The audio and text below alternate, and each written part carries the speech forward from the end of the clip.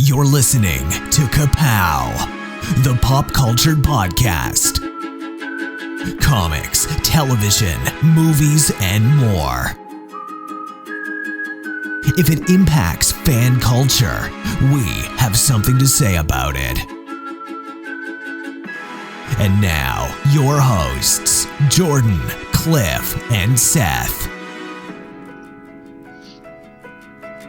Numbers. They're mysterious and mathematical, and they've been around almost as long as words have. And sometimes you can even use numbers as words, where you can't use words as numbers. That proves the importance numbers have in our society and in the movies. I'm drowning.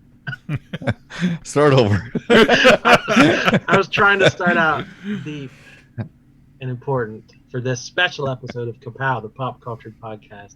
My name's Jordan Lowe. Cliff Barnes. I'm Seth. It's draft time, baby. Man, if you guys are looking for deep, that ain't my list. Ain't got any. You just stepped in it. We're talking numerology tonight on KPP. We're doing another top 10 list that might actually only be there's top 11. Yeah.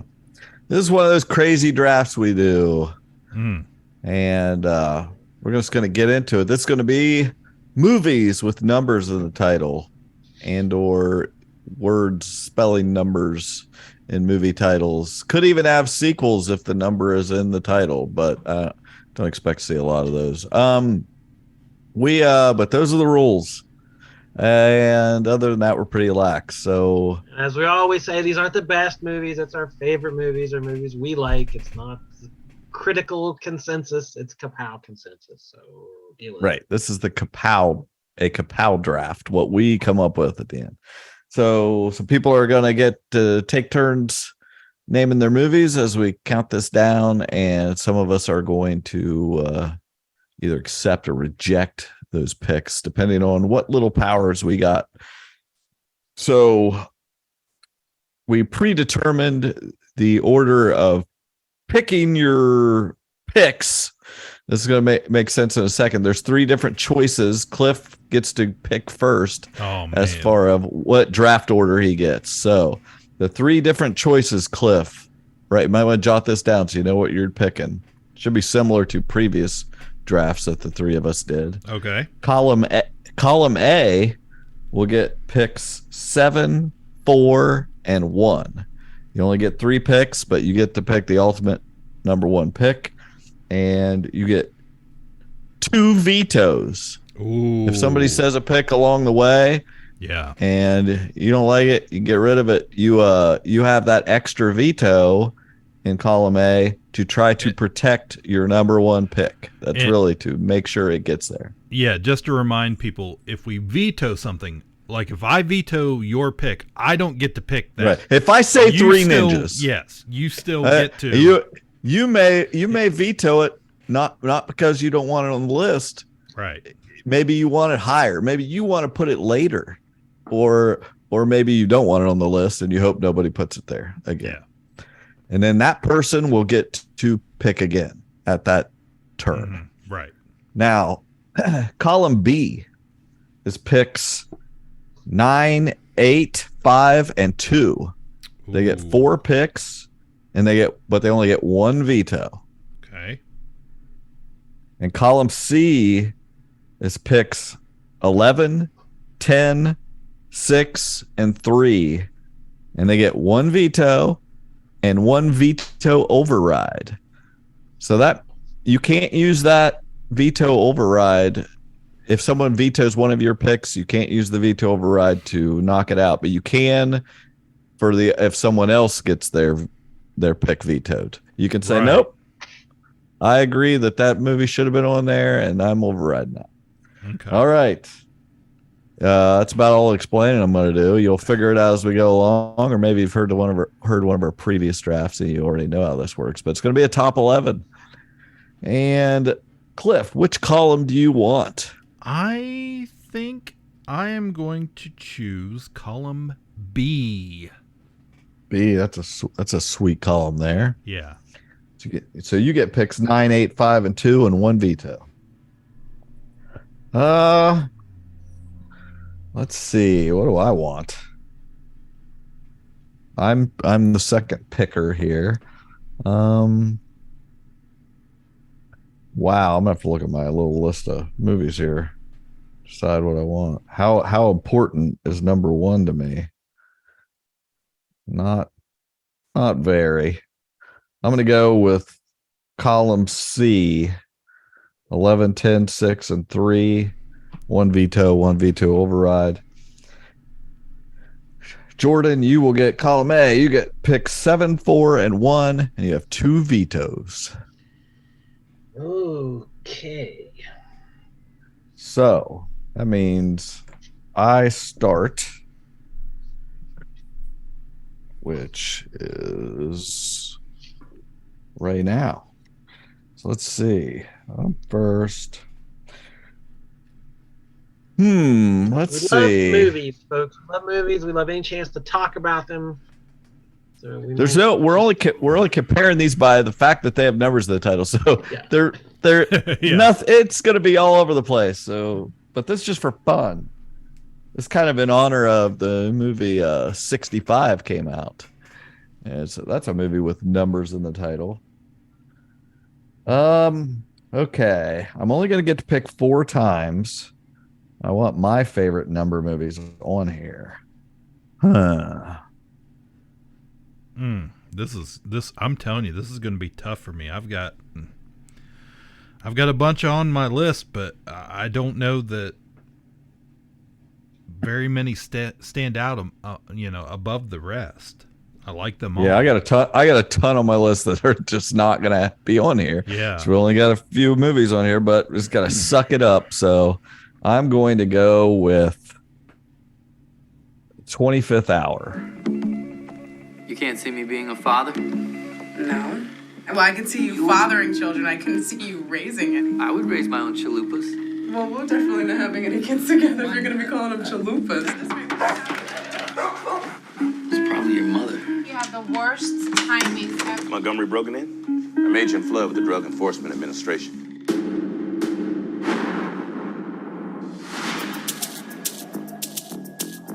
Everything's gotten so strange, Bob. The only people I trust are you and guys I grew up with. What do we say to him? We'll say nothing. He's going to hell for 7 years. What am I going to do? Wish him luck? Champagne for my real friends and real pain for my sham friends. Can't believe you brought my student in here. I mean, you haven't done anything wrong yet. What do you mean yet? She's the only girl I've ever kept fantasizing about after I slept with her. Is that normal? That's a pretty good kind of normal. We haven't talked about this at all. You know, this is our last night. It's not our last night. My last night. I watched him ruin his life. The last 10 years, I've been watching him get deeper and deeper. I look at these people around me and I'm thinking, these are my friends? I don't even know these people. He doesn't trust me. What reason does he have not to trust you? This is Spike Lee joint, as they say, from 2002 with Edward Norton, Philip Seymour Hoffman, Barry Pepper, Rosario Dawson, Anna Paquin, Brian Cox. It's just tons of people. And I remember seeing this the first time. It just blew my mind. Like the secret throughout the movie. What Edward Norton is getting his friends together for one night, and he has a favor to ask. He needs Barry Pepper to do him a favor. And you're like, what does he want? The whole movie. It's so well done. I miss Philip Seymour Hoffman. Every time a movie comes out that I think has something that's up his alley, I'm like, man, I wonder if he would have played this role. Like, there's so many things we're missing out on from him. But yeah, he's definitely. I love this movie. I got the poster hanging on my living room wall. I got 6 movie posters in my living room. One of them is The 25th Hour. You guys like this movie? It's a very post 9/11 movie. Like, it is very New York. Spike Lee is famously a New York icon, and there's just it deals with a little bit of that, but it's not overwhelming. I've just seen it once, and I remember liking it, but I don't remember the details well enough to have a real strong opinion about it. I have no idea what this is. Well, it's been a while. He's basically a criminal, or he's gotten some trouble, Edward Norton, just gets with a bunch of his friends. I really don't want to spoil it at all. It's really great. I remember seeing it and feeling like I was seeing something special. I'd never heard anybody talk about it, and I just wanted, which you always like a movie more if you kind of discover it yourself and just fall in love with it unexpectedly. And I've watched it many, many times since. The ending is a great ending that really makes you think what is going to happen, where does it go from here. But I like the mystery of what is he wanting from his friends that night. So the way we deal with vetoes and using your powers, Cliff had the advantage of picking a row first, but now he is at the disadvantage for the rest of the game. He has to choose first whether he uses his veto or not. So, Cliff, would you like to veto that pick at number 11? No, I'm not wasting it on number 11 on a movie I haven't seen. That's not even in the top 10. Yeah. Come on. No. I'm going to waste it on that. Nobody's even going to remember what number 11 was. Exactly. In the annals even of though history, number 11 everyone will at least, more people are going to hear number 11 than they are number 1, though. What about you, Jordan? You got a problem with 25th Hour? Veto that from me. All right. So on to number 10. Guess whose turn it is? Mine. I pick again here. Let's see. I'm really worried about what's going to make this list. I wanted that on there, but I wasn't too attached to it being super high. I guess I hate that this movie, though, I'm going to have this low. Ugh. Wow. This is tough, guys. Yeah, I always feel like on a lot of these lists, somehow I end up picking like 10 or 11, towards the bottom of the list quite a bit at first, kind of starting things off, and I'm always nervous about those ones down there. Like, ooh, well, because we don't know what other people are going to pick, right. And if you get vetoed something, you have to pick something else. Then you may have lost that one. Yeah. Are you going to have something better to pick later, where you could have had this? I am going to, and I know that Jordan knows the things that I would pick, so I feel like he won't pick them, and I'm obligated to pick them, which sucks. He gets to get all crazy and just do whatever the hell he wants. I'm a wild card. You don't know what's coming. Oh, he doesn't feel any pressure to put any of these on there, is what I'm saying. Yeah. I feel zero pressure about any of this. Wow.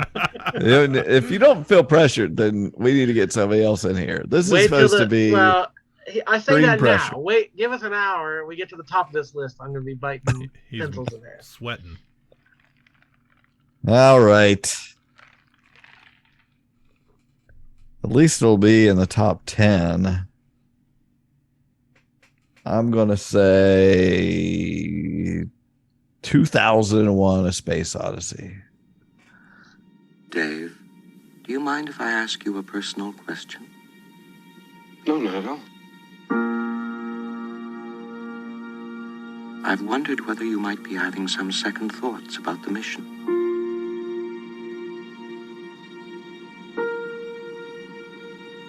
How do you mean? Rumors about something being dug up on the moon. I never gave these stories much credence, but particularly in view of some of the other things that have happened, I find them difficult to put out of my mind.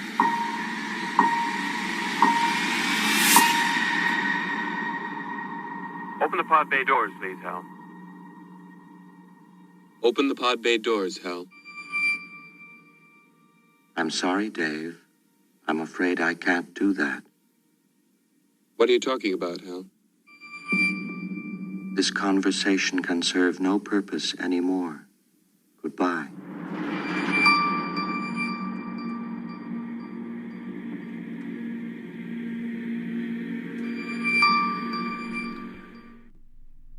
Uh, 1968, Stanley Kubrick.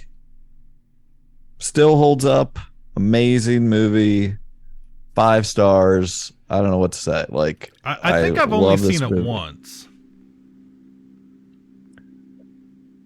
I mean, it's so, you know, you got Hal, got Dave. I don't know what else you need. It's got you know? Ric Flair's entrance music. That was for Jesse. Yeah, I just freaking love this. I took my son. They re-released it a few years ago. 35 millimeter. Took him. We got to see it on the big screen, and that was special. And I just, of course, love the music. I love the pace. I like where it goes. I love all the monolith stuff. We famously, I still remember years ago. Now, at your previous location, Jordan finding the Cheez-It monolith in his Cheez-It box. It was like 8 Cheez-Its all stuck together. Yeah, it was just a great classic space movie showing the different stages in time, how they've dealt with finding this monolith and how maybe it progressed to the next phase of civilization. And I don't know. There's a lot of analysis done on this movie, and I really dig it. Okay. So, Cliff, what do you feel about that? Yeah, I mean, it's it's definitely I would say a monumental piece of film. Came out after.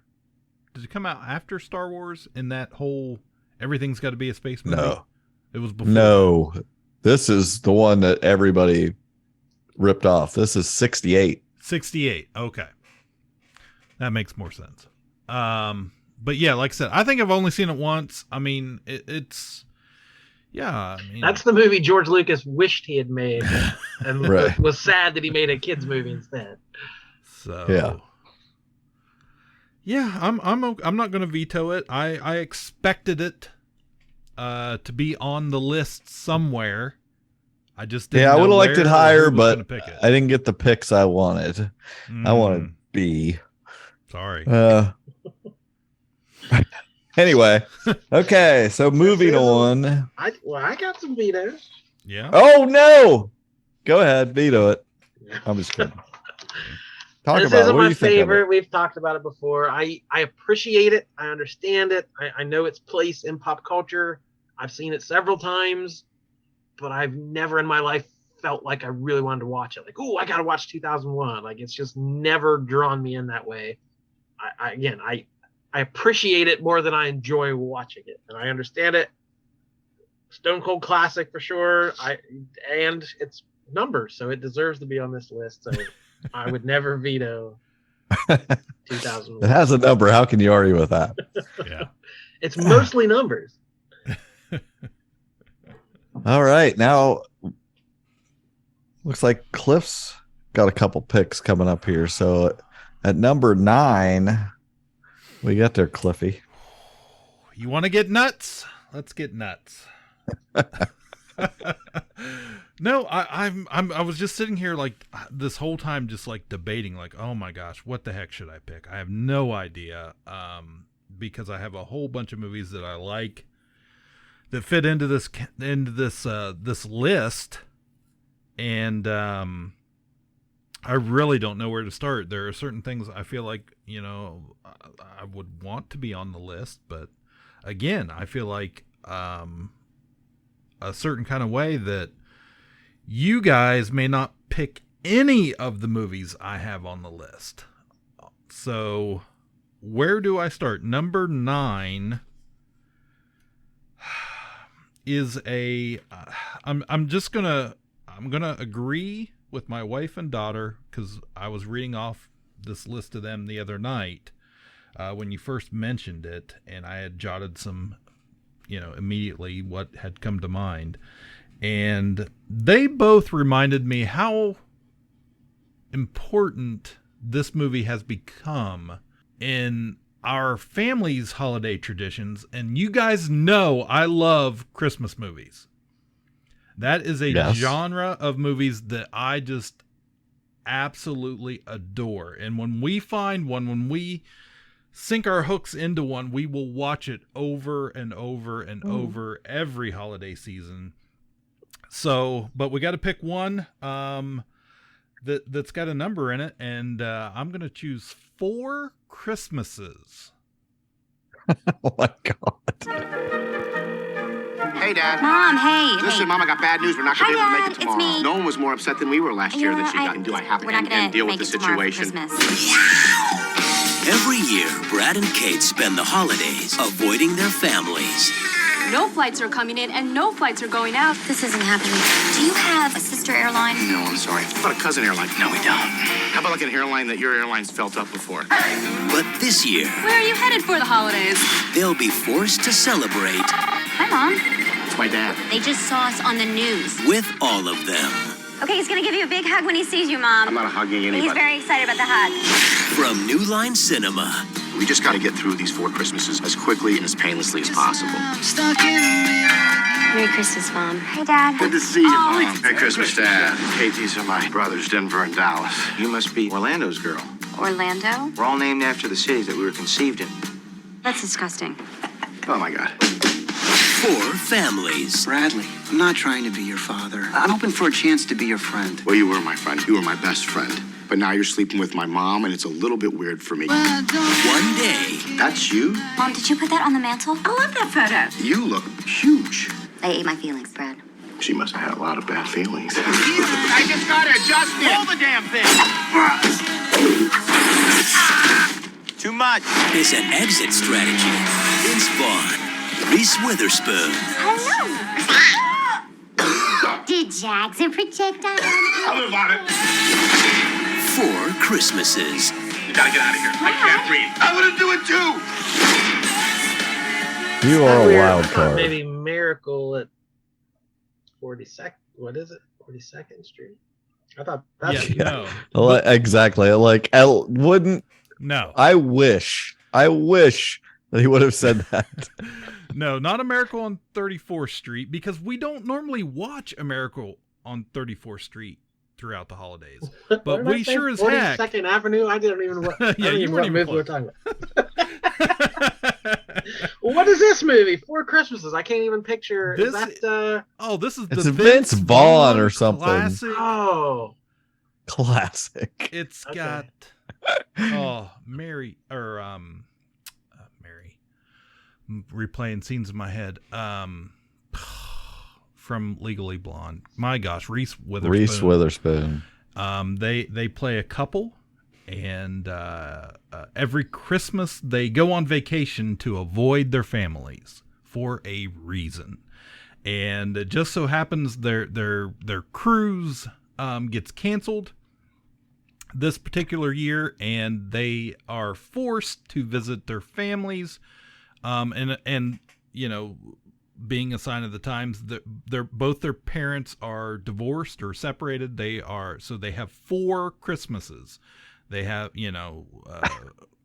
have. We got it. 2 with his parents, 2 with her parents, and their families. So when do the Cranks show up? Yeah, exactly. exactly. This is so much better than the Cranks. They're one of the families, Jordan. One of the families is the Cranks. Got the Griswolds. We got Tim McGraw and Jon Favreau. Everybody loves them, right? They play Vince Vaughn's brothers. You've got Orlando. Oh, yeah. It's a Dallas swingers and reunion. Denver. Yeah, Dallas and Denver. They are MMA fighters, and it's got a great cast. It's got Mary Steenburgen, and it has a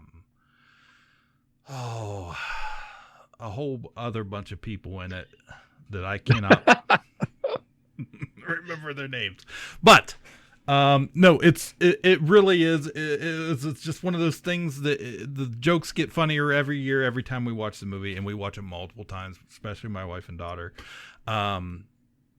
But it's just dealing with your family at Christmas, and we all can relate to that and how insane they can be, and the stupid family like most traditions. Christmas movies. Yeah. It's like most Christmas movies. It's Except like there's most a jump and middle of the road Christmas movie. It's pretty good. It's pretty good. Upper middle of the road. I'll give you that. Maybe I don't know.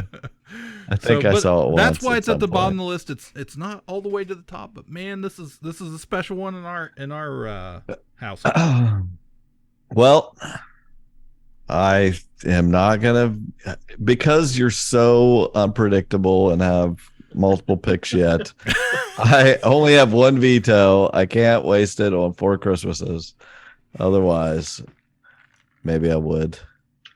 How you feel about that, Jordan? I haven't seen that one. Vetoes. I haven't seen that one, but if it means a lot to your family, it's a personal favorite. I can't judge personal favorites because we all love movies. He's going to say that about all of them. Well, he won me over. It's Christmas cheer. I'll remember that when I go. On the list. Oh yeah. Cliff, what else you got? Number 8. Oh, yes, I do have 8. Oh, my goodness. How do we follow that up? Yeah. We're all on the edge of our seats to find out what's next. I bet you are. I'm sorry I spoiled 3 Ninjas as a potential. Oh, never. I hate those movies. Talk about There's more than one? Oh, yeah. There's a whole slew of those damn things. There was 2 ninjas at one point? Oh, the 3 ninjas, they do all kinds of stuff. It's all terrible. Up, 3 ninjas on Splash Mountain or something. Yeah. Yeah. I have no idea. Okay. Number 8. Let's find another movie that's fun. Right. That I feel like I'm gonna push it a little bit, maybe with you guys, but let's go with. This is so hard for me. How do we feel about? While you're thinking, I'm gonna go ahead and let people know we discussed beforehand. Like, there's not gonna be any. There's not gonna be a Star Wars or Empire Strikes Back, Return of the Jedi. Those when they came out, they didn't have numbers on them. Yeah. So they may now, but they didn't then. So we're not counting those. So Right. Don't expect them to show up on the list. Probably not. Oh man, I hate to do this to you guys, but how do you feel about The 40-Year-Old Virgin? It's got a number in it. It's got a number. I feel better about it than 4 Christmases. I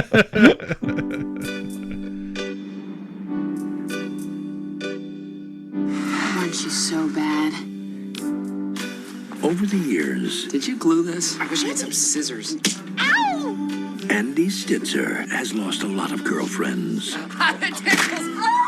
I'm sorry. But there's one thing he never lost. Are you a virgin? Oh, you are hilarious. This is good. You're a virgin! How can you go 40 years and not have sex? I just kind of stopped trying. We gotta help the man. We cannot let you go on being a virgin. I'm sorry. You gotta highlight your attributes. Just wax that whole Teen Wolf thing off. No! Kelly Clarkson! Help! I hate you! Stop smiling! You look like a man-o'-lantern. The problem most men have is they don't know how to talk to women. What am I supposed to say? Nothing. Just ask questions. Are you looking for something? Is there something I should be looking for? We have a great section of do-it-yourself. Do you like to do it yourself?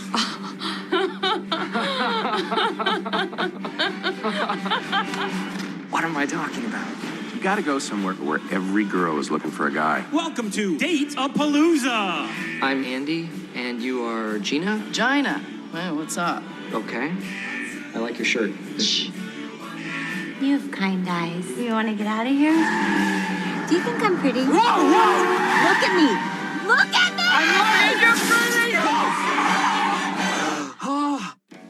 Got Steve Carell. This was kind of his breakout hit, I think. Came out right after he started on The Office. And, kind of made a little, helped in the career of Seth Rogen and Paul Rudd. And it's just, it's a comedy. It's a raunchy comedy. But, man, if it's on, there's a good chance I'm going to stop and watch a good, a little bit of this movie. If not. It has been a long time since I've seen it. I mean, it's a in its time, it was the biggest comedy, in that couple of years there. That was a huge success. Kelly Clarkson is more famous because of that movie. Yeah, I remember liking that movie. That's good. Yeah. And this kind of cemented Judd Apatow and his brand of comedy. Right. And he, for the next decade. Yes. He had the clout in Hollywood to make these kind of movies and kind of using those same actors in a lot of those movies. And yeah. Yes, I have not seen that one in a while.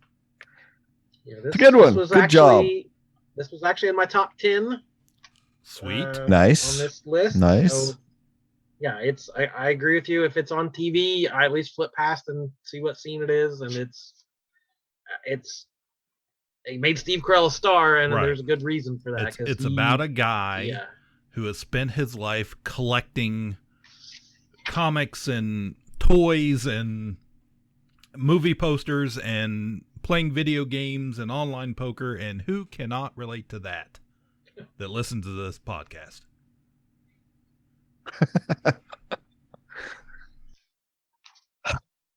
All right. Sounds like nobody's vetoing that. Moving on to we're a little more precious the higher we get, though. I feel like we get a little higher, we're gonna want can't just put anything on there. But we I think both of you guys had that in your top 10, so there it is, and that works out great. At pick number 7, we get Jordan's first pick for the list here. I didn't have as many as Cliff seems to have had, but I came up with a top 10. But I only really ranked the top 5 because I knew I'd only have a couple of picks, and here I am with only 3. So I don't even need a top 5 probably. So I'm gonna go ahead and skip a movie you vetoed on my time travel. I tried to get it into the time travel bracket. You guys vetoed it, so I'm going to skip that. Ooh, because if it's not good enough, 12 Monkeys. If it's not good enough for, if 12 Monkeys is not a good enough time travel movie, then surely you won't think it's a good enough number movie.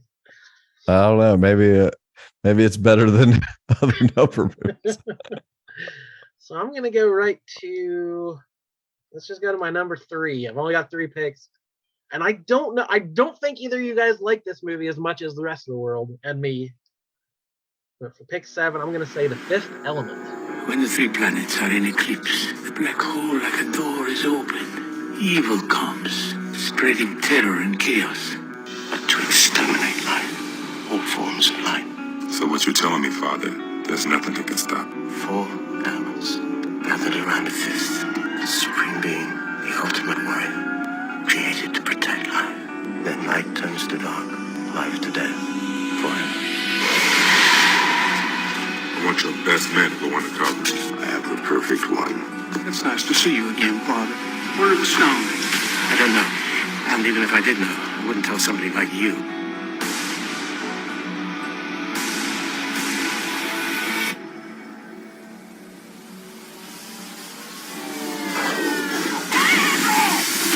Divine language, the ancient language, spoken throughout the universe before time was time. You bring me what I asked you for. Nerves.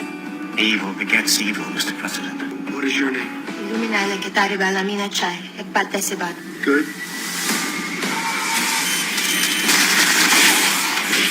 Agent Dallas, you've been selected for a mission of the utmost importance. What mission? Save the world.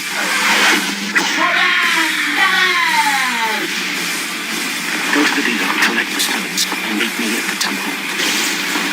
Send someone to negotiate. 1997 sci-fi spectacular from Luc Besson, the director. He started writing it when he was 16 years old, sitting in his bedroom, coming up with wacky ideas and crazy sci-fi concepts. So it's a movie he's wanted to make literally his entire life. Finally had the Hollywood budget to do it, and it's wild. It's colorful. That's everything he said. He was sick of sci-fi that was all shadows and dark corners. So he lit everything broad daylight, colorful costumes, bigger than life villains, super quotable. Yeah. Bruce Willis is a 23rd century taxi driver, Corbin Dallas, former special forces soldier who has to rescue a young woman named Lilu, played by Mila Jovovich, who is the only defense against a cosmic entity about to destroy the planet. Good performances supporting by Gary Oldman, Chris Tucker, Ian Holm. People love this movie. I don't think you guys have as strong an opinion on it, but yeah, you can't go to a Comic-Con without seeing a cosplayer and Lilu wig. Cliff? I've never known how to feel about this movie. Like, I think it just kind of confuses me. Oh, it makes no sense. That's fine. Like, I've never hated the movie, but I've never really liked the movie either. I don't know how to feel about it. I remember the first time I saw this, I freaking loved it. I just was like, it was one of those, I just didn't know what I was getting into and loved the concept. I thought she was incredible. Like, still the best thing she's ever done. Like, just great performance. Bruce Willis is fun. Everybody's fun in it. It's wacky, crazy. It's like, it's such a 90s sci-fi. Yeah, it is. Mishmash thing. And I've watched it, several times since, but it's been a while. And, it loses a little of its, luster with each watching, but I think it's been long enough now that I feel like nostalgic to watch it again. Like, it's been so long. I remember loving it the first time I saw it, and I'm never it's never lost too much with me, but it's not one of my favorite movies, but I always felt positively about it. And how confused are you? A quote from that movie will pop into my head pretty much daily. Lilu Dallas multipass. She knows it's a multipass. Just chicken. Every time I eat chicken, I think chicken. There's another chicken quote you think. You've mentioned another chicken quote that you think of every time you eat chicken. Oh, I eat a lot of chicken. I need multiple movies for how much chicken I eat. There's something with Samuel L. Jackson or something. I got to get some chicken in me. It's like, this is the second time you've come up with a chicken quote. Yeah, Cliff, how you feel about it? I'm not going to veto it, but we watch it every Christmas. Exactly. I was just getting ready to say, you didn't mention your family enough. Yeah. But this is my brothers and I we will quote this movie back and forth to each other. We all have watched it way too much. Just a lot. I think you would take some. Aziz, I think you would take some heat, Cliff.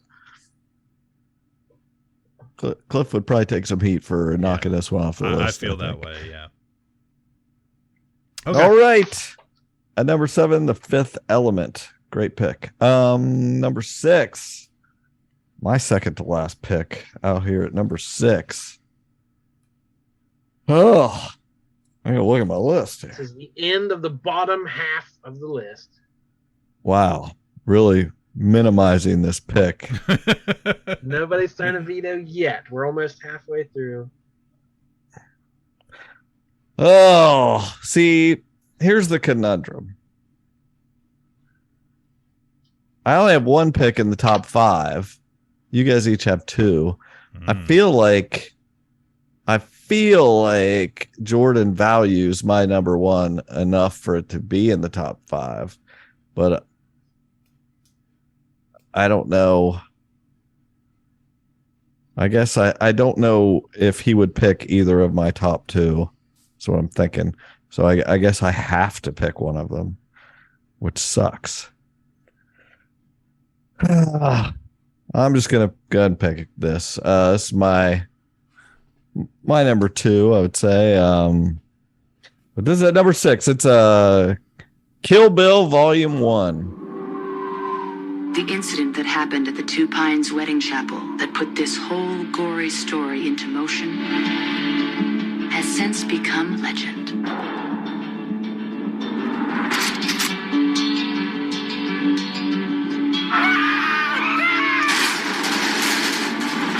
That woman deserves her revenge, and we deserve to die.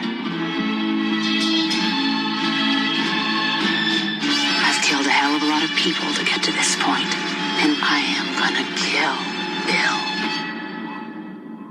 Bill. Before this tale of bloody revenge reaches its climax, there's a few unanswered questions.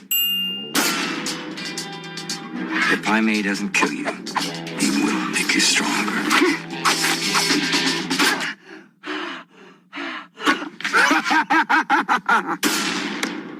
He shot you in the head. There are consequences to breaking the heart of a killer. Pretty cool, huh? She's coming to kill you. You see, Cutter went through 88 bodyguards.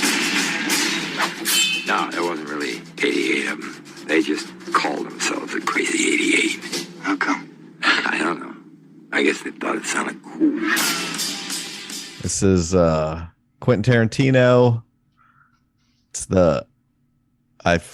who I love most of his movies. This is just so good. Uma Thurman as the bride on a revenge Beatrice tour. Yep, going after Bill, looking for Bill, and having to fight through a bunch of lackeys along the way. Yeah, I love it. I love it. It's so good. Starts from the beginning. It is great, and all the way through. That fight with Vivica Fox is amazing. It's just an action classic. It's so quotable. Like I love everything about it. One of my favorite movies. It's a top 20 all-time movie for me, so it has to be on my numbers list. I love the Kill Bill movies. However, I would have never considered either one of those movies for this list. I'm on the same page. I'm not a fan. Like we said, sequels, it's hard to... Every movie can have a number after it if it's a sequel, and this is... Well, I honestly do not think we're going to end up with a movie on this list that says part 2 or something like that. You know what I mean? Maybe if the eyes were the number 1, it was like K1LL, B1LL. Like, I don't know. This is the title, Kill Bill Volume 1. It could have just said Kill Bill, and then there was part 2 later or whatever. This was initially Volume 1. Veto it if you don't like it. The spirit of the list, I feel, it's a little iffy on the spirit of the list. Wow. Maybe we have different views of what the spirit is. That's why you have vetoes. Yeah. He's going to pick Kill Bill Volume 2. Yeah, I am feeling you, Jordan. Like I said, I can't knock the movie. Yeah, the movie's great. But a man's got to have rules. Live by a code. I made the rules. The code is made of numbers. I am going to defer to Jordan and however he feels here. He does have 2 vetoes. I only have 1. So I'm going to take a risk here and leave it up to him. Well, again, I hate to kick something off the list that's in your top 20 of all time. Like it's a favorite movie. I don't want to. I got other movies. You're not going to break my heart in such a way. No, if you guys feel like this list, the rules I came, you have a different vision for this list than what I initially conceived. If you feel like this does not meet your criteria, then by all means veto. I will use a veto, and I'm sure you have a plan to jujitsu your way to have something even cooler on the list. So I will trust you with a veto. I got lots of movies here. Okay. Okay, so Jordan has used one of his vetoes. He has vetoed Kill Bill Volume 1 because they don't feel like that's the spirit of the list. So nobody better put anything on there. So nobody better tell me 5th isn't actually a number either. Right. You should have never pointed that out to me. It's got a 5 in it. 5, yeah. You can write it out.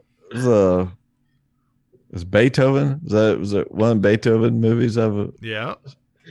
Okay. Can I use it? Well, let's see then. What am I going to put here? Definitely not going to put my number 1 here. It's got to be in the top 5. Number 6. Wow. I like it.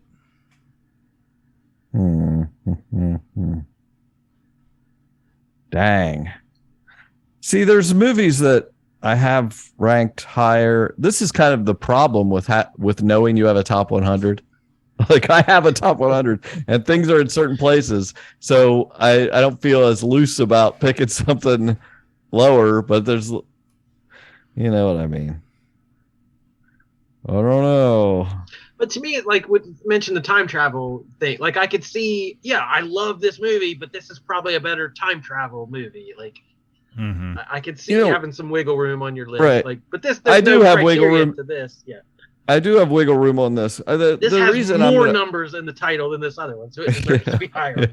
Yeah, I'm going to reach down a little bit for a movie just because I don't think I'll ever. There's only we do a lot of these drafts. There's only so many times that we had an opportunity to get some of these movies on the list. Like I didn't know if I was going to be able to get 4 Christmases on this list, and luckily Cliff took care of that for me. Yeah, well, you're welcome. I'm gonna pick one that basically I don't know anybody that likes it, and I love it. It's a Nick Cage classic, 8mm. I was afraid he was going to pick this movie at somewhere on this list. Joel Schumacher directed, 1999, probably the greatest movie year ever. The mortgage, Cindy's college money. If I do right by Mrs. Christian, the circle she runs in, this could be the break we've been waiting for. Can't take longer than a couple of weeks. That's all I can tell you, honey. Sometimes you can't know what I'm doing. It's better that way. It's always that way. You come highly recommended, Mr. Wells. You're praised for your discretion. Thank you, ma'am. As you know, my husband passed away recently. Yes. My husband was the only one with the combination to this safe. These were my husband's private things. I didn't realize. Do you want to tell me what you found, Mrs. Christian?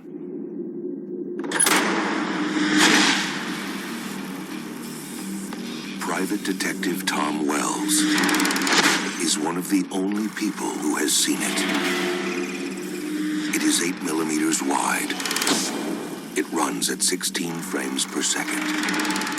And he has been hired to discover. All I want is to know this atrocity is false. I want the proof of it. If what's on it is real.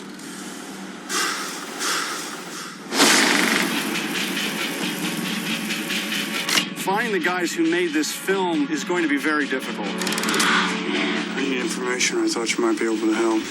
And it's about, he's doing an investigation about snuff films, and it's got this mysterious bad guy, La Machine, and it's just creepy, and I don't know. I just it's kind of a dreadful movie. He's trying to search and find out if this girl in this snuff film is alive or dead, if it was real or not.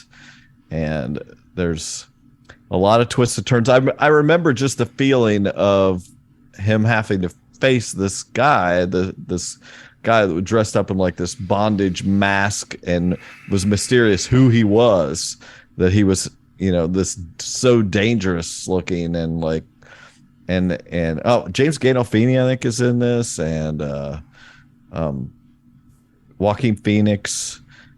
I just really dig it. It's just got a dark vibe, but it's one of my favorite Nick Cage movies, and I love the ending. That's very important to me as a good ending. But again, if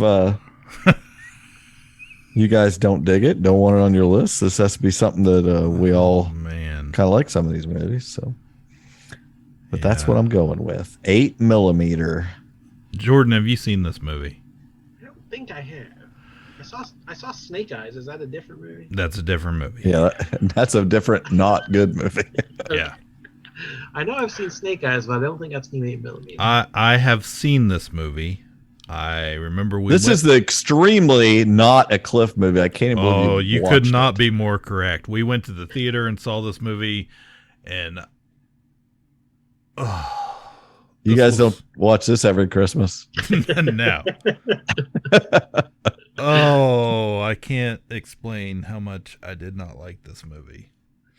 Yeah. Well, I would say this, like, this is I like just, Kill Bill. Yeah, well, that's that's a fun movie. This is not a fun movie. No, I don't understand why anybody ever made this movie. You have to admit that you have a taste that is absolutely much more feel good. You are wanting to have a feel good time. Yes. Almost every movie that you accept. You are correct. As qualifying as a good movie. Yeah, and it could never be bad. I'm a bad thing happening. I'm afraid what else he could pick here. And he's got one more pick after this. So I'm going to save that veto and just sit here in the corner by myself and try not to think about this movie. Well, I'm not going to double veto it, so that's... Oh, my God. Okay, that was an option. Oh, all right. Gosh. Cliff, you got pick 5. Oh, thank God. We're in the top 5 now. You guys each have 2 picks in the top 5. Oh. All right. I don't know how, at this point in time, how you guys still feel about this movie, but I'm going to choose it for my number 5, at least for the moment. 16 Candles.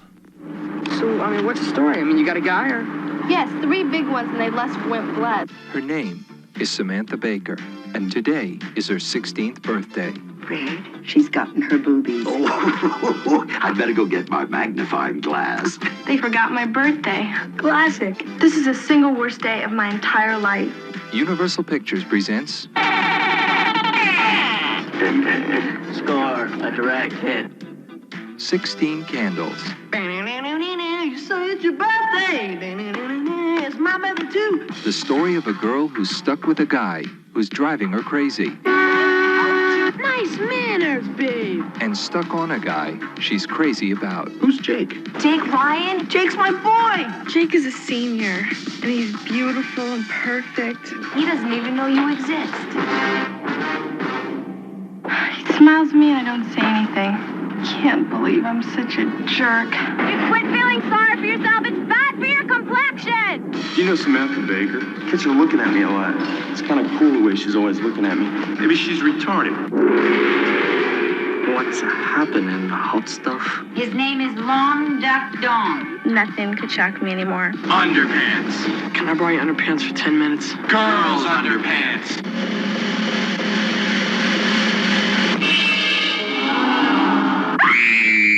Hate that rock and roll rubbish. Everybody in this family has just gone totally outer limits. The Molly Ringwald teenage classic 1980s Anthony Michael Hall, John Cusack, you know, she's turning 16 and everybody's in town. John Cusack has a very small role. He's in it. John Hughes is a good pull. Yeah. But everybody comes in. Nick Cage is also in this too, if I recall. Is that right? Was he? For sure. No, I don't even think about that other movie. Yeah, this is you know, the big sister is getting married, and all the grandparents come in town for the wedding, and everybody forgets it's Molly Ringwald's 16th birthday. It's just like Home Alone. Yeah. Precursor. So, yeah, it's a wild, adventurous night, and you know, going to the school dance, and she runs in. You know, Grandma and Grandpa bring Long Duck Dong home, and he gets drunk and crazy, and you know, says funny things like automobile, and how many cancels do you get, Jordan? You got 16 one cancels. veto and how many 16 cancels. But yeah, it's you know, she's a 16-year-old girl and she has a crush on an older boy, but he's got a girlfriend and she's terrible, and they all go to a party and destroy the that guy house. was that guy ever in anything else? I don't Jake. think so. I know Jake? his name was Jake in the movie, and yes, Jake. Yes, I think his career began and ended with 16 Candles. Yeah. But yeah, it's a movie that, you know, anyone our age grew up on, and just Jake Ryan. What's that? Jake Ryan. Jake Ryan. So yeah, how do you guys still feel about 16 Candles? It's been a while. Okay. I loved it back in the day. Like Yeah. that was, you know, I was a teenager, and you know, I loved it. I loved Anthony Michael Hall. Yeah. Like you just knew he was going to be a star. You know, after that, it was so funny at the time, and it's of course it has not aged well, but a lot of those 80s fun teenage movies haven't aged well. Absolutely. You know, different time. the way they treated women and things. But she has got a lot of agency in that movie, and I think at least that holds up. The Long Duck Dong stuff does not. Yeah. You know, that's just doesn't work anymore. But I still say automobile in my head all the time. If I see the word, that is how it is pronounced in my head, and I think, don't say it out loud. Yeah.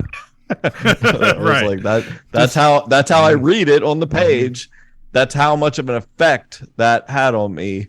Yes. 40 years ago. You know, it's just like it's in my brain that way. Like it imprinted on me. And there's nothing from Four Christmases that did that. So I will not. Man. I'm not going to have any part of vetoing this, which I think is part of your plan. You're like, start low. And then if I just put anything reasonable in here, there's no way they're going to touch it. Right. So I personally am not going to veto this because I have nostalgia for it, and it's, you know, yeah, it certainly definitely. qualifies. There is nostalgia for it. I feel the same way, and that's why I picked it. I think we're all grown up enough to know what was good about it, what doesn't work anymore. But it's still there was a lot of fun had watching this movie back in the day. We were all going through our growing pains, and so that's what we were at, you know, Yeah. Watching that at the time, you just kind of reflects on your real life and things like going through high school, all the crazy antics. And I got news for you people. This is what it was like. And I went to high school in the 80s and it was ridiculous, stupid parties and people doing stupid stuff just like this. What about you, Jordan? Michael Scheffling played Jake Ryan. Wow. Okay. He's also known for Wild Hearts Can't Be Broken, Vision Quest, and Mermaids. And announced his retirement in 1991. So he is no longer active. That was quick. Yeah. He got in and got out. Quick. I had no antics. I don't think I've ever seen this movie. Wow. I was wondering if you had. Okay. I mean, I know everything that happens in it. I know all the quotes and everything, but I honestly don't think I ever got to them. I would recommend it. It's the way you said that, just stoically, like you're the sophisticated movie reviewer. I would recommend this. This absolutely piece. Not that 2001. You want to watch a classic film? John Hughes, 16 Candles. Yeah, I like it. Good pick. Why not? Okay, Jordan, you have the number 4 best number movie ever. That's not fun. Because that's high. That's real high. That's really high. Better be good. Real high on the list. And again, I don't know that either of you like this movie, but I do. So I'm gonna say 1998 debut film from Guy Ritchie, Lock, Stock, and Two Smoking Barrels. If you can't see value here today, you're not up here shopping, you're up here shoplifting. Bacon. Did you say £10? That's a bargain, I'll take one. Eddie. You two. Join me in my office. Fat Man. Oi! Soap. 4 friends. That's my 25 grand. With a money-making scheme. You sure you can afford 25? I can afford it as long as I see it again. That's quick. You playing cards tonight, son? With Harry? Easy. Oh, don't be silly, Dad. And very expensive. I'll see you. For $500,000? All right, don't panic. 4 young fellas getting deep with the naked handle. I am panicking. They owe me £500,000. I'm going to give you 1 week to find it. Let me tell you about that shit, Harry. If Harry don't kill you, then your father will. I've got a plan. How heavy are these fellas? Hit them as soon as they come back. They'll be prepared, waiting. We're on.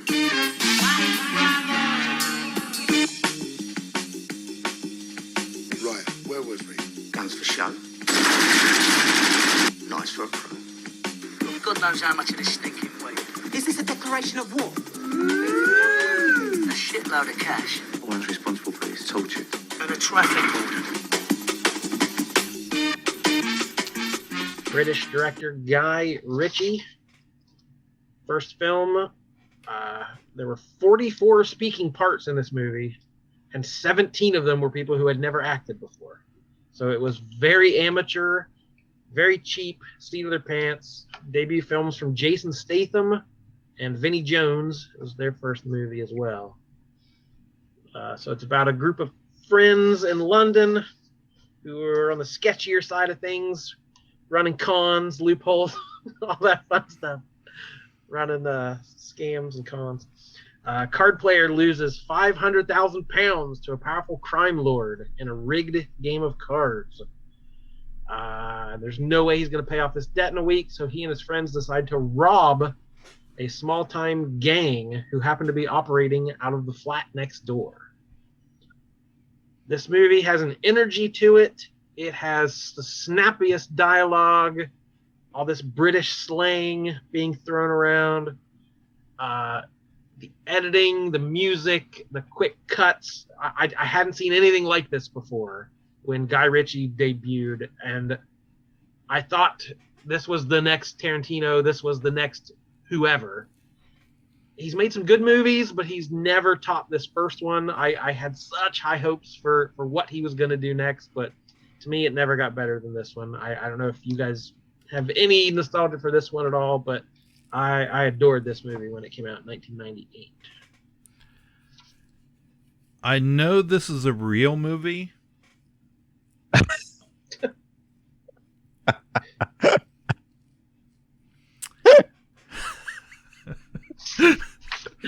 didn't make it up. Period. Yes. I know this is a real movie. That is what I know.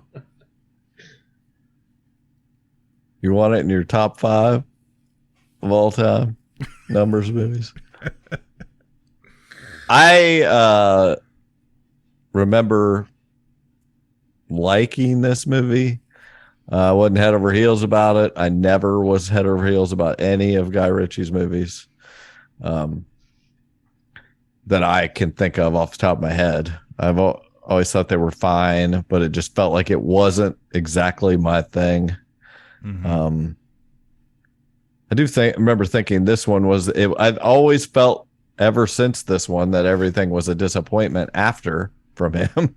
Like it progressively went downhill, and everybody's just like, did he ever string together anything? I know like Snatched was reasonably big. Snatch was really good, but it just wasn't.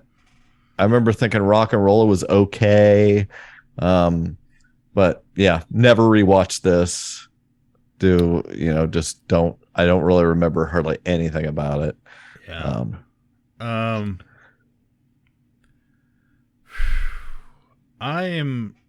This is the number 4 pick. I am going to take a risk here because I got a whole bunch of movies on my list, and I'm hoping Jordan's got at least one of them. Oh, I got another one you've never seen or heard of. And that's what I'm afraid of. He's trying to psych you out, Cliff. Don't listen to him. I am going to veto number 4 and cross my fingers. All right, Cliff has used his one veto to veto Jordan. So Jordan suddenly got another pick here. He gets to put a new number 4. All right, 12 Monkeys might just make the list. All right. I would prefer that. That would work out. I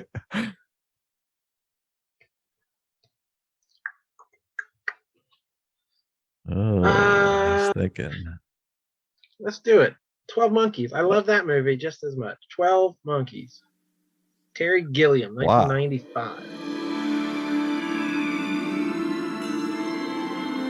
You're a very good observer, Cole. We have a very advanced program, something very different. An opportunity to reduce your sentence considerably. And possibly play an important role in returning the human race to the surface of the Earth. No license, no prints, no warrants. Take him down! But he took on 5 cops like he was dusted to the eyeballs. What year is this? What year do you think it is? 1996. That's the future, James. Do you think you're living in the future? I'm simply trying to gather information to help the people in the present trace the path of the virus. We're not in the present now. This is a place for crazy people. I'm not saying you're not mentally ill. For all I know, you're crazy as a loon. The army of the 12 monkeys, they're the ones that spread the virus. Monkeys. He's been living in a meticulously constructed fantasy world, and that world is starting to disintegrate. You haven't become addicted to that dying world? No, sir. He needs help. I think I'm crazy when people start dying next month. I don't belong here. You're here because of the system. I know some things that you don't know. Yes, my son. You sent me to the wrong year. You're certain of that? Science ain't an exact science. You had a bullet from World War I in your leg, James. How did it get there? I don't know.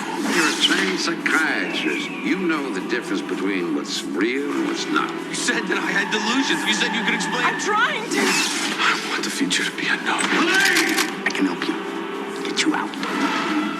I was not expecting him to actually do that. You talked me into it. Well, there you go. I like that movie. It is. Time travel movie. It's which we love. Post-apocalyptic future.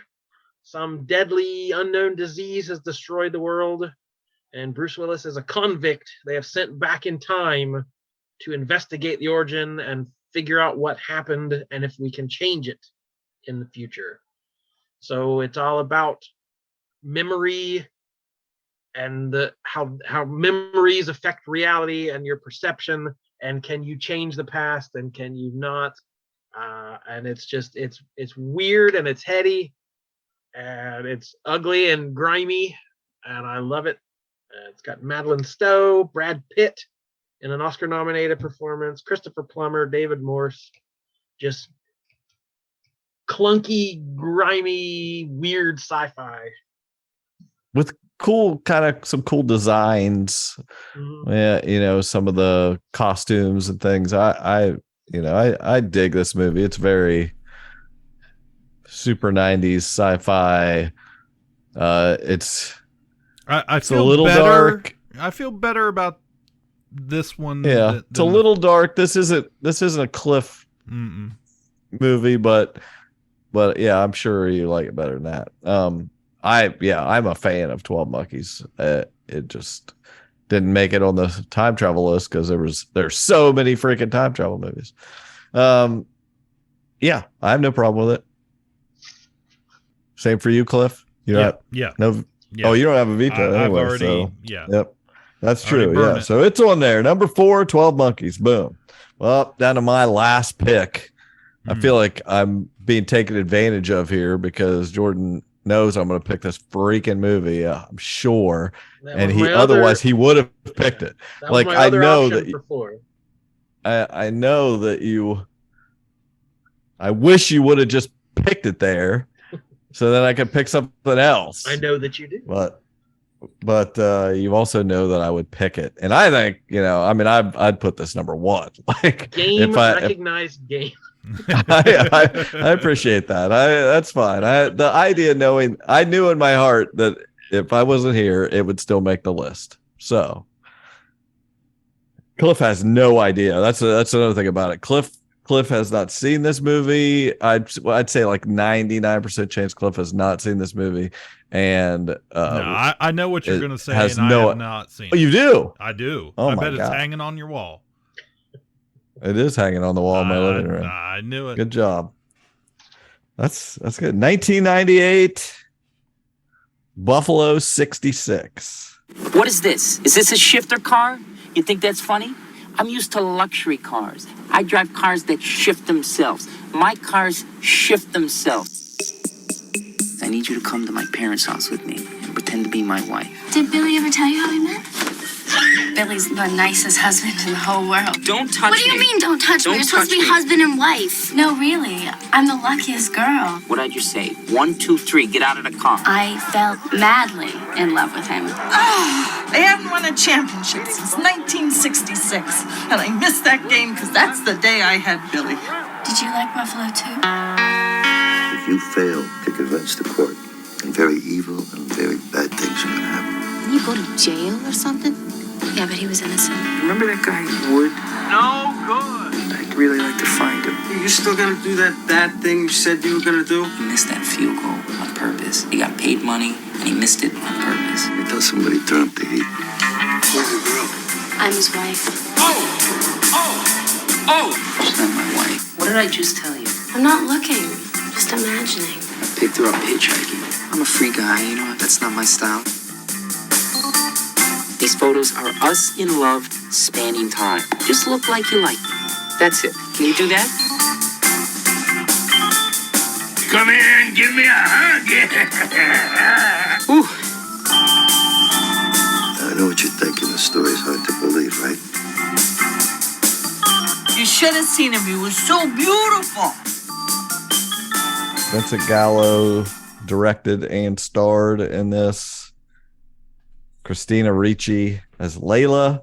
Ben Gazzara. He made our list of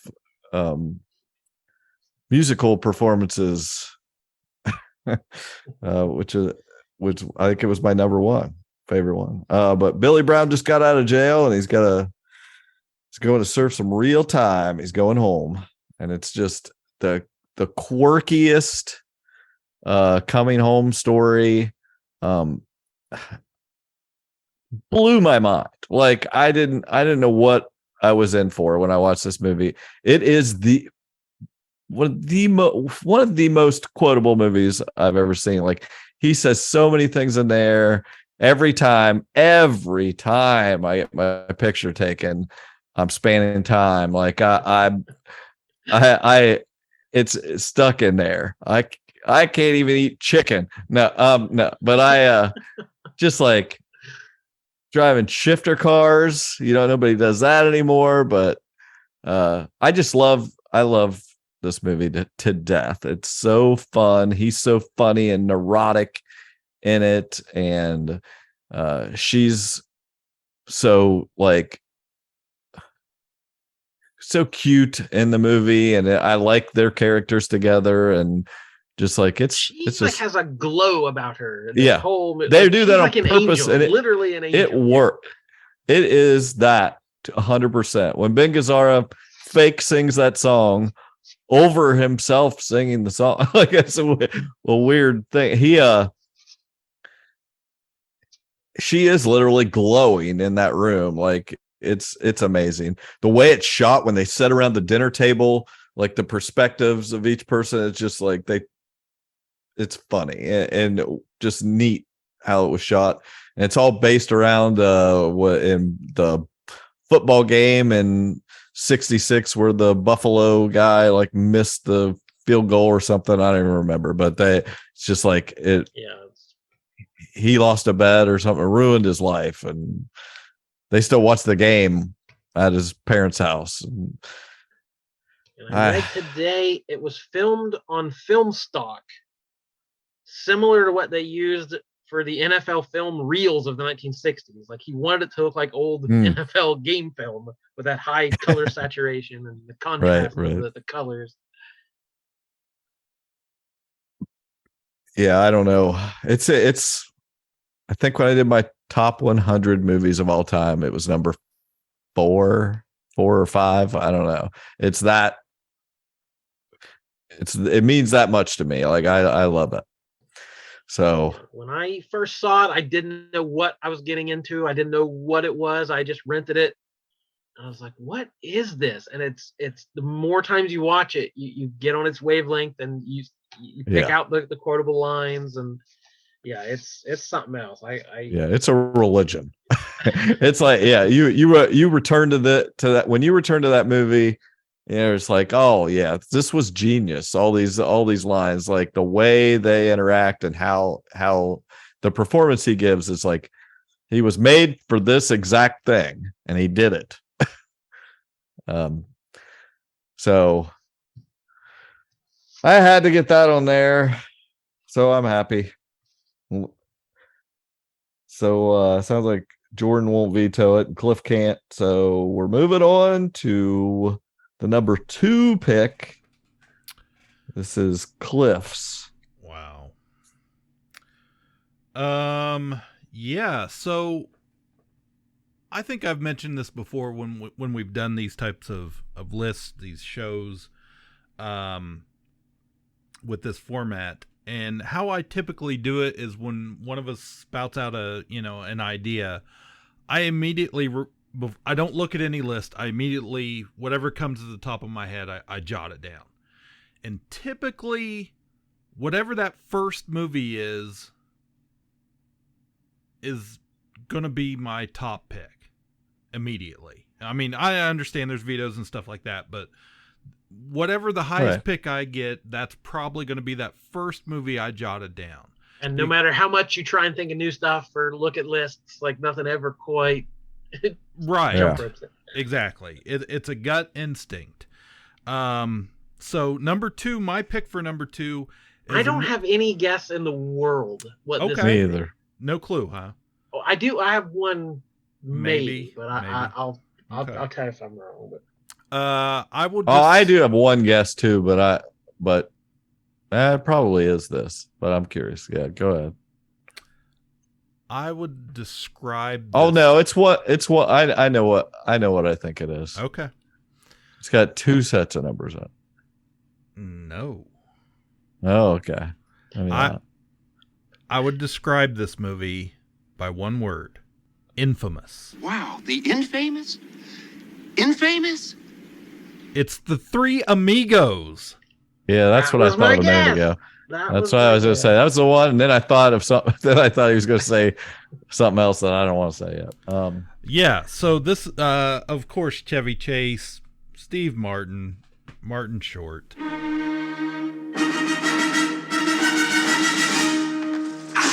Let's ride! The Three Amigos. They were the biggest stars of their day. The Three Amigos are history. But that was yesterday. Look, boys, I know show business. Something always turns up. Telegram for the Three Amigos.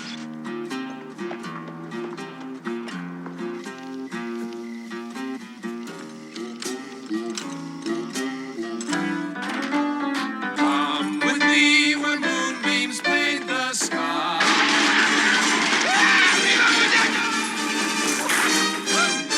Who are you? The Three Amigos!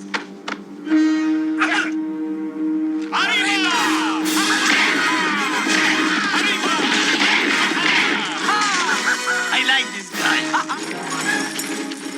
They are funny guys. Just kill one of them. Steve Martin.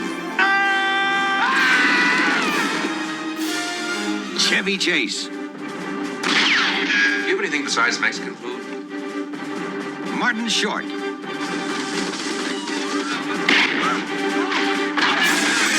The Three Amigos.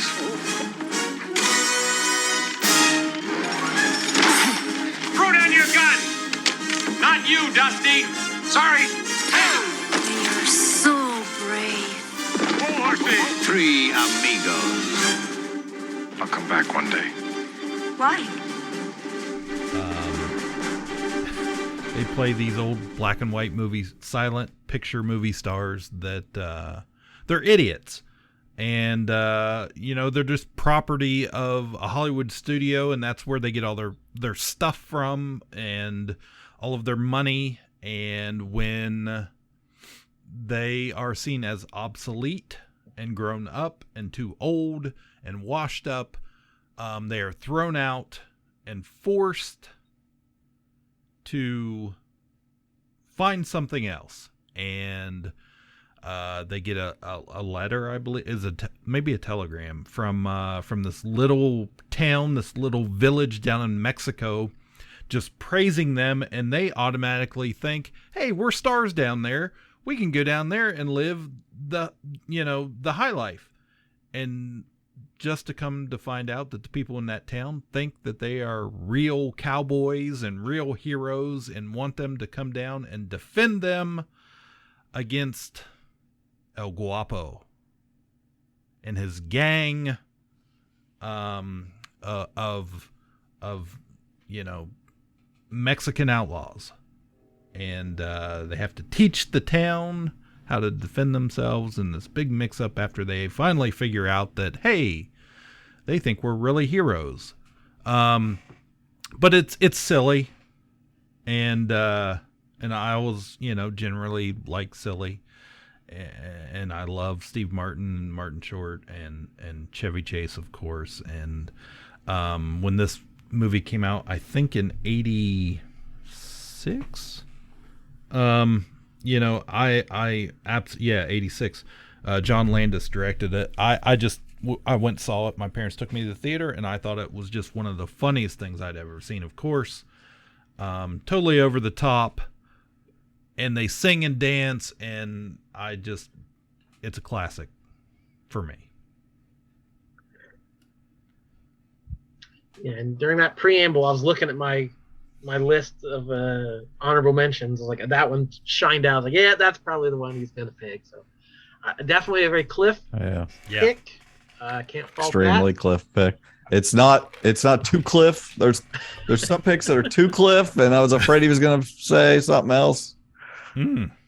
Really surprised that this one movie isn't on there. Didn't make your list. Well, okay. It was a tough decision, let me tell you, because I've got some pretty strong feelings about a couple of these, but that I still have left. And I thought I thought if you were going to veto one, I thought that would be the one that got knocked off, and I would have to come up with something else. I haven't seen it in ages, but as a kid I remember loving it to death. So I was never one of my veto it. It was never one of my favorite of their movies. Like there's certain ones you just gravitate to. This one I liked fine, but it was never one of my favorites. I've only seen it a couple times. I remember it well. I've seen enough times it was on TV flipping past it, but yeah, it's fine. I will not veto it because I'm scared of what else could go in its place. Wow.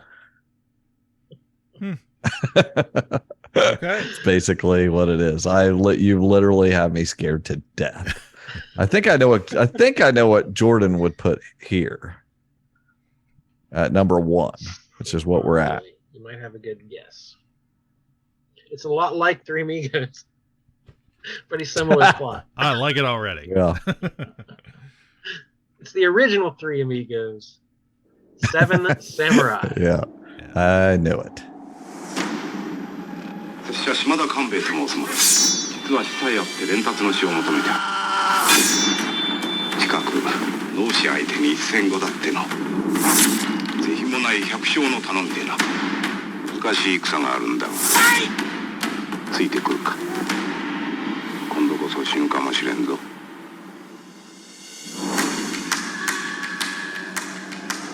守るのは攻めるより難しいでな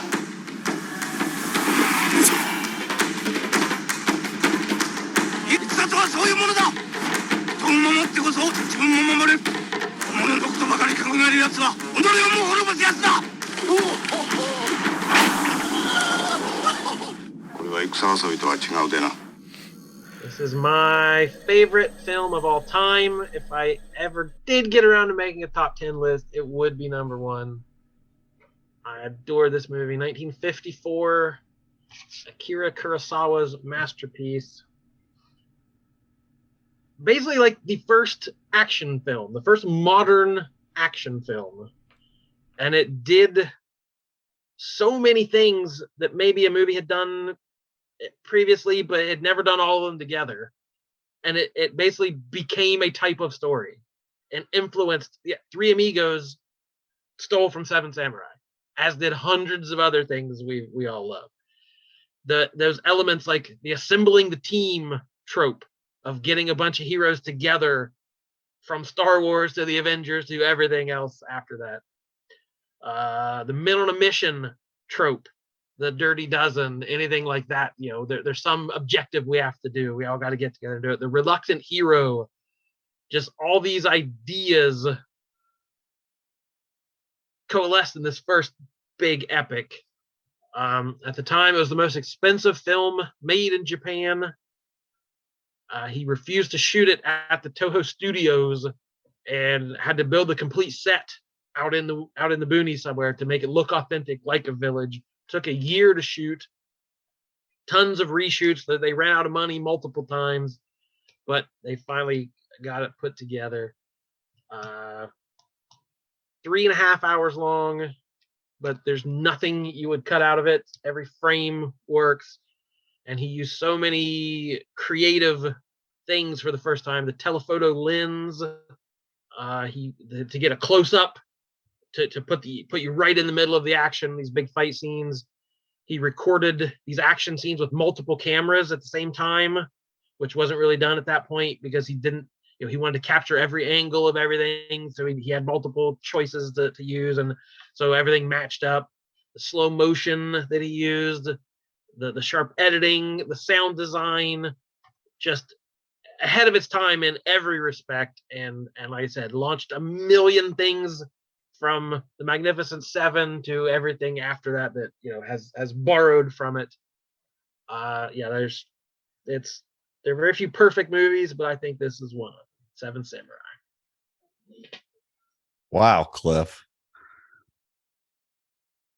How do you argue with that? Yeah. It's his favorite movie of all time. Yeah. It's the perfect movie. And he got it at number 1. Like it's you ever seen it, Cliff? Oh, have I ever seen it? I don't think I have. I know all about it, but I don't think I've actually seen it. Yeah. Oh, I didn't even decide that. It's there's a In 1586, there's a village of farmers that are being plagued by these bandits who come every harvest to steal their crops. And so they hire 7 protectors to protect them. Toshiro Mifune, Takashi Shimura, and 5 other dudes. Yeah. I definitely, after I made my list,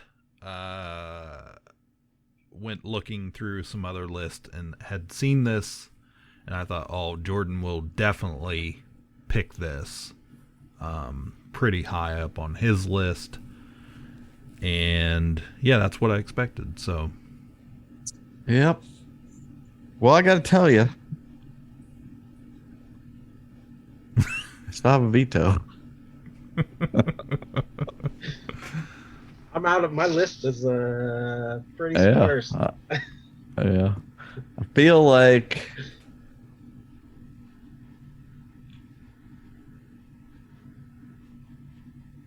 you just went a little too hard there with saving that 7 Samurai. Should have got so. It just doesn't feel that Ka-Pow to me. I would have went with the same I did go with the same basic strategy, like when you hold something so high, you got to get it up there as far as you can. Oh. But I don't have any vetoes. And I don't have any veto overrides, and I went with them. Did he take it personally when I vetoed Kill Bill? Yes. This is where we find out if he took it personally. Pretty much. That's pretty much that's what I'm saying. Pretty. And would I take it personally and just submarine this whole list? Well, I think there's other good movies out there. Maybe it's not your favorite, but you'd be maybe forced into a position to find something. Oh man, I know some Disney classics. I'm gonna use it. I'm using it. Veto. Wow. You're gonna be mad at me then. I don't think so. I got my revenge. All right, so there are very few perfect movies, and none of them are on this list. I beg to differ. Buffalo 66 is on here. 2001: A Space Odyssey. 25th. Four Christmases. 4 Christmases. Yeah.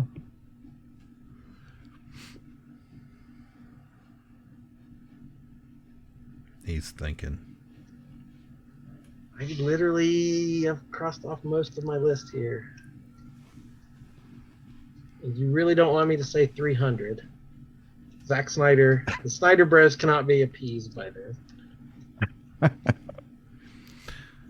I'm not gonna lie, it was on my list. So literally the only thing left I have is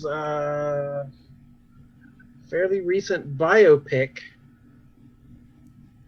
42. Wow, you don't like any other number movies? No. No. Okay. All right. 42. You called down the thunder. Hey, do what you got to do. 42, the Jackie Robinson story starring Chadwick Boseman. Saw it. I did see this movie. I don't know who he is or where he is, but he's coming.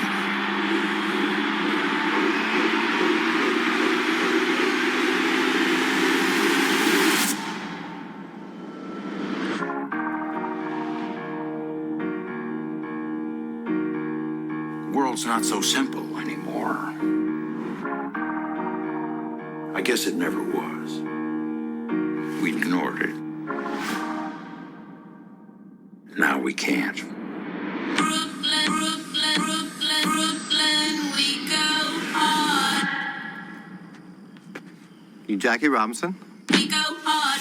I father, I Brooklyn Dodger them. I Jack, I rob, I sin. Oh man, I'm Jackie Robinson. Except when I run base, I dodge the pen.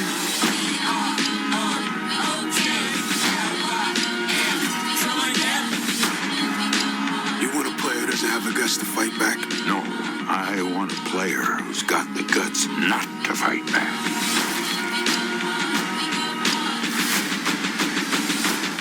You give me a uniform, you give me a number on my back, and I'll give you the guts.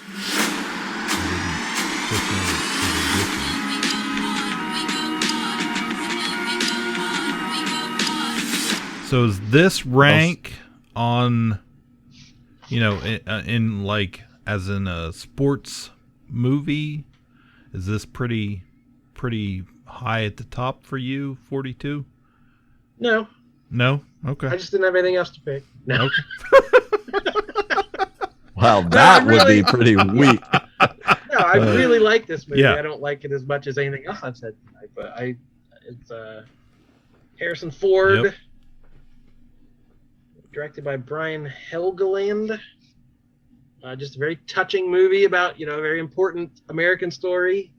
Jackie Robinson, and again, played by Chadwick Boseman, an actor who can really embody the nobility that Jackie had and the pains that he went through breaking the color barrier in baseball. So I've seen it several times. I've liked it every single time. Yeah, I've seen it. I like it. As far as I haven't seen it. Especially recent baseball movies. I don't feel like there's been much in the last decade or so on the way we grew up on a lot of those baseball films. There hasn't been much to talk about since. So. And pure number. There's not even a word in the title. It's just there isn't. That's true. That's the ultimate thing it has going for it. It's nothing but a number. That's true. Is there a movie? Is there a movie that just has one single digit number as the title? Like a number, like numeral? 7. 1, 2, 3, 7. 4. Oh, well, no, that's still spelled out. Yep. All right. We did it. There you go. It's a list. Oh, wow. List no one's happy with. Perfect. So, Jordan, that pretty much rounded out your list, right? You don't really have much I mean, else? I wrote down a bunch of things I just thought of. Apollo 13, 28 Days Later. I mean, I just made a long list, but yeah, that was my top. The ones I had ranked as far as really liking. I have quite a few I feel like need mentioning a little bit on this podcast. So I'm just going to kind of try and quickly run through them. Movie I just rewatched. I had not seen since I was a kid. 20,000 Leagues Under the Sea, classic 1954 Walt Disney production. Of course, based on the novel, Jules Verne, Captain Nemo and his submarine, the Nautilus. I feel like it was a very well-made movie, and they spent a whole bunch of money. I mean, 1954, right? Like this, they had some bigger stars in it. They got oh crap, hold on. Let me run through it real quick. Oh, we got Kirk Douglas, of course, Peter Lorre, and then James Mason, Captain Nemo. That's what I was trying to think of. But yeah, it's good classic movie. One of the ones I kind of came to mind pretty quickly for me. I don't know if either of you guys ever seen 20,000 Leagues Under the Sea? Way back in the day. Okay. Oh yeah. When I was a kid. Yeah. So. Hell yeah. Other Disney movies, The Three Caballeros. That's Mexican Donald. We love him. More recently, Big Hero 6, which I don't think either one of you have seen, but saw that one. Okay. I liked it. Yeah, I really like it. It's I heard like most people I know that have seen it said they liked it. I have not seen it. Team of superheroes. It's got a pretty tragic story with death and loss. I took my little nephew to see it. Yeah. I wasn't expecting the all of the dying. Sadness. Yes. Yeah, a lot of emotion there, but everybody loved Baymax when he came out, and just recently in Disneyland they unveiled they have a giant Baymax now that flies over the castle during the fireworks, which is pretty cool. So yeah, classic Disney. How could we not talk about Snow White and the Seven Dwarfs? The first feature animated film that won all those Academy Awards, and is definitely the classic of classics. And then I'll be real honest with you, if you guys had vetoed Three Amigos, my next choice would have been 101 Dalmatians, the original. That would have been 1961. I've still got a veto left. This is just a great. I thought you were going to say 13 going on 30. That's why I didn't veto you. Yeah, my wife and daughter definitely both had that on their list, but I had already gotten it on a previous list, so I wasn't going to push that. But yeah, 101 Dalmatians, the classic animated feature that gave us Cruella de Vil and that great song, and actually has connections to Lady and the Tramp. Some of the dogs are in both movies. If you didn't know that, but that would have been my number 2 on the list pick. Had you vetoed that. Some other ones we mentioned 300 briefly. I just remember 300 going to the theater with some friends and watching that and just being blown away, because I didn't know what I was going to go see, and just that the look of that movie was just amazing at that time and blew me away. Another Barnes family favorite, 21 Jump Street. This was the movie, the reboot of the classic television series. It's just extremely funny, and I can't help myself, but we laugh every time that movie's on. And then This Is 40, another Apatow movie. I was kind of teetering between This Is 40 and The 40-Year-Old Virgin a little bit, because it's just a really good movie. It's a different movie. It's not, it's a comedy, but it gets some hate. Like there's people out there that there's something people don't like about that, but I always liked it. Yeah, I something about that movie. I don't know. We just relate to it a little bit. We talked about Star Wars. Well, we were probably around 40 when it. Yes, I don't know what year it came out, but we're all hovering around that age there. Right. So, we mentioned Star Wars and not choosing Star Wars, but guys, Rogue One. Rogue One, yeah. Why didn't you have that? What happened? I had a lot of movies on my list, guys. Rogue One. But you had 4 Christmases. Yeah. I got you. But yeah, Rogue It One, happens. Trust me, there's still movies there. That has become a comfort movie for me. It grows on you. Yeah. Once you get away from the immediate, what am I going to get? What am I going to get? And then maybe it wasn't exactly what people thought they were going to get. I definitely usually can return to something like that. Now that I know what it is, I can appreciate it. Yeah. And it gave us the probably the best Darth Vader scene we ever had, maybe. So at least action wise. What else? 50 First Dates, Adam Sandler, Drew Barrymore. Just a rom-com, but again, that's a movie that we watch. Like, what's on television? Oh, I can't find anything. There it is, and somebody's going to turn it on in my household every time. It's a sweet little movie. Anything else? Oh, of course. How could we forget the 80s classic 3 Men and a Baby. Steve Guttenberg, Tom Selleck, and of course Ted Danson. 3 dudes and there's a baby, and I really like 3 dudes and there's a baby. Yeah, Never improved on that formula. New York City. The little lady. You know, the little lady. Nah, the little lady wasn't as good as the baby. I like the baby. I like the baby version. Want to see the baby. Yeah. So yeah, I just always really, I was a kid and I always really liked that movie because I don't know, I like singing and dancing a little bit in my movies, and they sang and it was sweet, and 3 bachelors that get stuck with this kid and don't have the first clue of what to do and get themselves in all kinds of trouble.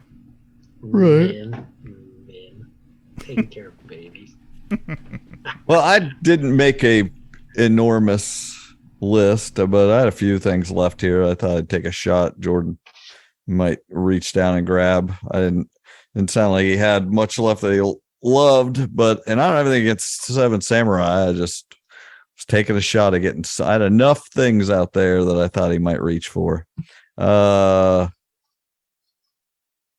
on my list, there's always Ocean's 11, fun movie. Blade Runner 2049, I really like. We kind of got the drift. We weren't going to do a sequel with T2, Terminator 2, Judgment Day. Otherwise, that could have been number 1. A few that I thought had a chance. 7, Hateful Eight, 12 Angry Men, or The Sixth Sense. All big movies with numbers in the title.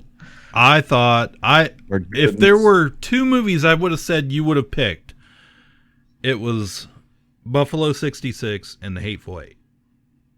Yeah, I almost did it instead of 8mm. Like those were the 2 I was flipping through at that spot. That's basically all I have. There's millions of them out there. Yeah, I just tucked a few down at the bottom here, just things I thought of that I didn't necessarily love, but 8 Mile, 12 Years a Slave, THX 1138, 500 Days of Summer, Super 8, Passenger 57, 48 Hours, 9 to 5, Apollo 13, 28 Days Later, District 9, 3 Kings, One Flew Over the Cuckoo's Nest, and Fahrenheit 9/11, the Michael Moore documentary about George Bush. There's a lot out there. I liked this topic. It's random enough that there's a lot of stuff out there. Let me read the list down here. So at number 11, at 25th Hour, I picked the number 10, 2001, A Space Odyssey. Then Cliff came back with 4 Christmases, a family fun, nostalgic classic for them. Then at number 8, 40-Year-Old Virgin, classic comedy. Jordan, number 7, The Fifth Element, sci-fi goodness. At 6, I picked Kill Bill Volume 1 and got vetoed, and then went with 8mm, the gritty crime drama. Then at top 5, Cliff had 16 Candles, John Hughes classic comedy. Jordan came back at number 4, picked Lock, Stock, and 2 Smoking Barrels, which Cliff vetoed. And Jordan went with 12 Monkeys, great time travel movie. Then 3, I picked Buffalo 66, one of my faves. And Cliff had 3 Amigos, 80s comedy. And Jordan came back with 7 Samurai, his favorite movie of all time. And I vetoed him coldly in hopes he'd pick a random movie I liked. And he came back with 42, which I'm going to have to watch. If it's better than all those movies he listed, this is a good docu. It's about Jackie Robinson. Said it was better than all those movies. Well, I mean, you say you liked it better than those. You ranked it. Is 42. So I'm going to check it out. And that was the numbers list. We do this every once in a while. So it appears Seth was vetoed once. I was vetoed twice. Or three. I had 3 picks, was vetoed twice. Cliff had no vetoes whatsoever. Cliff escaped this list clean. Cliff is a scary wild card because what he rides that line where he'll come back even. Yeah. Right. Even I've altered the plan. Play I don't alter it further. Right. He's like, he picks stuff early that's sketchy, and we're like, that's too early to veto. And then he picks stuff sketchy late. We're like, it's too late to veto because he only gets sketchier, So I likes what I likes. Yeah. Anyway, we did it.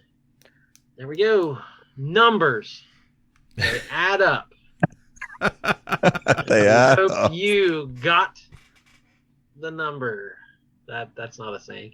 Yeah, that's it. That's our list. Tell us what we did wrong. Tell us what we forgot. We'd love to hear your picks as well. And we'll be back soon with more. My name is Jordan Lowe. Cliff Barnes. I'm Seth. Bye forever. Ka-Pow, the pop cultured podcast, is intended for entertainment and information purposes only. Sounds, music, and clips played during the podcast are property of copyright holders. All original content is property of www.udownwithkpp.com. If you enjoyed this podcast, please subscribe and leave a comment. Ka-Pow, the pop cultured podcast, can be found on Apple Podcasts, Google Podcasts, Podbean, Spotify, and wherever podcasts can be found. You can connect with us through social media on Facebook, YouTube, at the Ka-Pow Podcast on Twitter, or email the show, Ka-Pow, the pop cultured podcast @gmail.com. If you really want to go the extra mile, join our Patreon at patreon.com/udownwithkpp for special content and access to Patreon-only benefits. We are grateful for anyone who chooses to contribute, but please know that most of our content will remain free. So please continue to like, comment, and share.